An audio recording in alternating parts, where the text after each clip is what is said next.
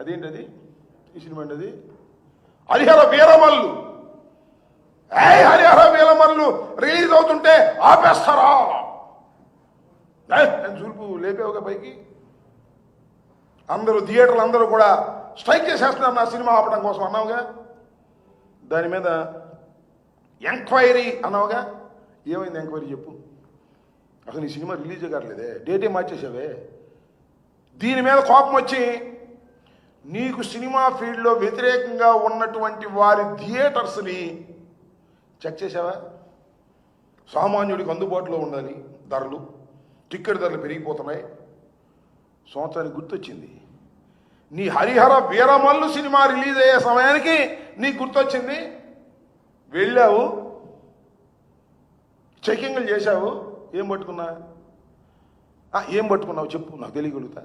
బెదిరించావు. ఏం పట్టుకున్నా? ఏమైనా క్యాష్ పట్టుకున్నావా? ఎందుకు మాట్లాడలేదు మళ్ళా? అసలు నీ వీరమల్లు సినిమా ఎందుకు పోస్ట్పోన్ అయింది చెప్పు. ఊరికినే ఆవేశంగా ఏదో రాసి ఇచ్చి చదవటం, అసలు ఆంధ్ర రాష్ట్రంలో ఏం జరుగుతుందో తెలియకోకుండా ఉంటాం. అక్కడ దాకా ఎందుకండి?